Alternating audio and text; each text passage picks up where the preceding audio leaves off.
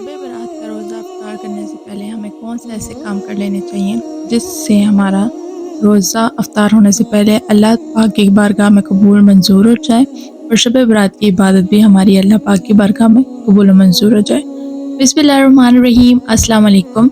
शब बारात 15 शबान की फजीलत, रोज़ा रखने का स्वाब और इफ्तार से पहले किए जाने वाले अमाल पर हम तफसीली बात करेंगे।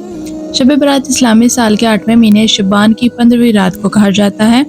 ये रात रहमत, मग़फ़िरत और बरकत की रात समझी जाती है। इस रात अल्लाह ताला की रहमत बंदों पर खुसूसी तौर पर नाज़िल होती है, गुनाह माफ़ किए जाते हैं और बंदों की तकदीर लिखी जाती है।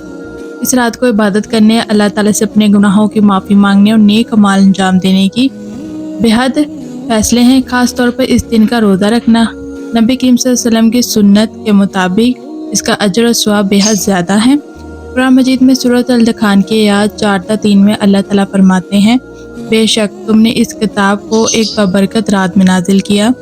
बेशक हम डराने वाले हैं, इसी में हर हिकमत वाला काम बांटा जाता है। मुसाफरीन के मुताबिक लैलतुल कद्र से मुराद शब बारात यानी शब कद्र हो सकती है। ताहम मुतायद हदीस में शब बारात की अहमियत को हाजिर तौर पर वजाहत किया गया है और शब बारात को ही खास तौर पर इस पर मबनी किया गया है। नबी करीम सल्लल्लाहु अलैहि वसल्लम ने फरमाया है, जब शबान की 15वीं रात आती है तो अल्लाह ताला आसमान दुनिया पर नाज़ुल फरमाते हैं और बनी कल्ब की बकरियों के बालों से भी ज़्यादा लोगों को बख्श देते हैं। एक और हदीस में आया है, शब बारात जुनसी होती है, शब बारात जुनसी होती है, इसका रोज़ा रखने का हमें कितना सवाब मिलेगा। इस हदीस में अब हम ये जानेंगे। हज़रत आयशा सिद्दीक़ रज़ी अल्लाह अन्हा फरमाती हैं, रसूल सल्लल्लाहु अलैहि वसल्लम को मैंने रमज़ान के अलावा किसी महीने के रोज़े ज़्यादा रखते नहीं देखा सिवाय शुबान के, क्योंकि कि आप सल्लल्लाहु अलैहि वसल्लम पूरे शुबान के रोज़े रखा करते थे। ये हदीस शुबान के रोज़ों की फजीलत को वजाहत करती है। ख़ास तौर पर 15वीं शुबान का रोज़ा रखना मुस्तहब है। नबी करीम सल्लल्लाहु अलैहि वसल्लम ने फरमाया है, जिसने अल्लाह के लिए एक दिन का रोज़ा रखा, अल्लाह ताला ने इसके चेहरे को जहन्नम से 70 साल की मुसाफत तक दूर फरमा दिया। शब बारात का रोज़ा रखने से गुनाहों की मग़फ़िरत होती है, नेकियों में इजाफ़ा होता है, बरकत और रिज़्क़ में वसाअत होती है, क़यामत के दिन अजर का सवाब मिलता है। इफ्तार से पहले के वक्त को कबूलियत का वक्त कहा जाता है। इस वक्त की दुआ रद्द नहीं की जाती। नबी करीम सल्लल्लाहु अलैहि वसल्लम ने फरमाया है, रोज़ेदारों के लिए इफ्तार के वक्त दुआ रद्द नहीं की जाती, लिहाजा इस वक्त अल्लाह से मग़फ़िरत तलब करनी चाहिए, अपने गुनाहों की माफ़ी मांगे, चाहे वो अपने लिए हों या अपने वालिदैन के या अहले आलिया के लिए। पूरी उम्मत मुस्लिम के लिए दुआ करनी चाहिए। इफ्तार से पहले सदका देना बाइस सवाब है। नबी करीम सल्लल्लाहु अलैहि वसल्लम ने फरमाया है, जो शख्स किसी रोज़ेदार को इफ्तार कराए, इसका भी रोज़ेदार के बराबर सवाब मिलेगा और इसको भी इतना ही सवाब होगा।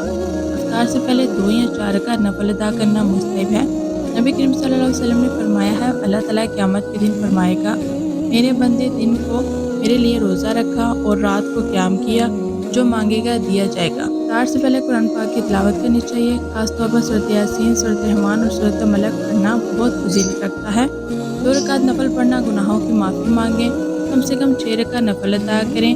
नबी करीम सल्लल्लाहु अलैहि वसल्लम पर दुरूद भेजने की बहुत बड़ी फजीलत है। रसूल सल्लल्लाहु अलैहि वसल्लम शुबान की 15वीं रात कब्रिस्तान तशरीफ़ ला जाते और मरहूमों के लिए दुआ करते। शब बारात रहमत और मग़फ़िरत की रात है। इस रात रोज़ा रखना और नफल अदा करना, सदका देना और इफ्तार से पहले दुआ मांगना है बेहद फजीलत रखता है। हमें चाहिए कि इस मौके पर फ़ायदा उठाएं, गुनाहों से तौबा करें और अल्लाह ताला की रिज़ा हासिल करने की कोशिश करें। जिन जिन मुस्लिम उम्मत ने 15वीं शुबान का रोज़ा रखा, अल्लाह पाक उन सब के रोज़े को अपनी बारगाह में कबूल मंजूर अता फरमाए। तो रोज़ा इफ्तार करने से पहले आपको जो ये काम दिए गए हैं, जो बताए गए हैं, ये लाजमी करें, जिससे आपकी इबादत जल्द से जल्द अल्लाह पाक की बारगाह में कबूल हो और आपकी दुआएं रद्द ना हो। मोहतरम नाज़रीन, ये थी हमारे इस्लाम के बारे में छोटी सी इन्फॉर्मेशन। अगर आपको मेरी मालूमात अच्छी लगी है तो प्लीज़ मेरे चैनल को लाइक एंड सब्सक्राइब करने के साथ साथ बेल आइकन को भी लाजमी दबाइएगा। और अगर आप मेरे चैनल के ऊपर न्यू हैं तो जाते जाते मेरे चैनल को लाइक एंड सब्सक्राइब लाजमी कीजिएगा। अब दे मुझे इजाज़त, फिर मिलेंगे नए इस्लामी वाक़े के साथ, नए इस्लामी वीडियो के साथ। अल्लाह हाफ़िज़।